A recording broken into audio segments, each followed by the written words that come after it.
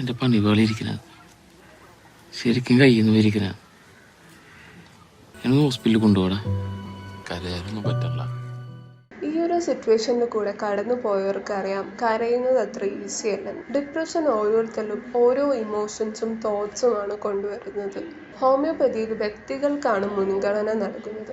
അതേപോലെ തന്നെ ഒരാളുടെ ഇമോഷൻസിനും തോട്ട്സിനും അതിൻ്റെതായ ഇമ്പോർട്ടൻസ് കൊടുക്കുന്നുണ്ട്. ഹോമിയോപ്പതിക് കേസ് ടേക്കിങ്ങിലൂടെ ഒരു ഡോക്ടറും പേഷ്യൻറ്റും തമ്മിൽ ഒരു റാപ്പോർട്ട് ക്രിയേറ്റ് ആവുകയും അവിടെ ഒരു ബോണ്ട് ഫോം ചെയ്യുകയാണ്. പേഷ്യൻ്റ് പോലും അറിയാതെ ആരോടും പറയാത്ത ഡീപ്പ് സീക്രറ്റ്സ് വരെ അവിടെ റിവീൽ ആവുന്നു. പേഷ്യൻ്റെ ലൈക്സ് ആൻഡ് ഡിസ്ലൈക്സ്, ഓരോ സിറ്റുവേഷനോട് എങ്ങനെ റിയാക്ട് ചെയ്യുന്നു, ഇതെല്ലാം കൺസിഡർ ചെയ്തിട്ടാണ് ഹോമിയോപ്പതിയിൽ മരുന്ന് നൽകുന്നത്. അതുകൊണ്ട് തന്നെയാണ് രണ്ടു പേർക്ക് ഒരേ അസുഖമായാലും രണ്ട് തരത്തിലുള്ള മരുന്ന് വരുന്നത്. A well taken case is half cured.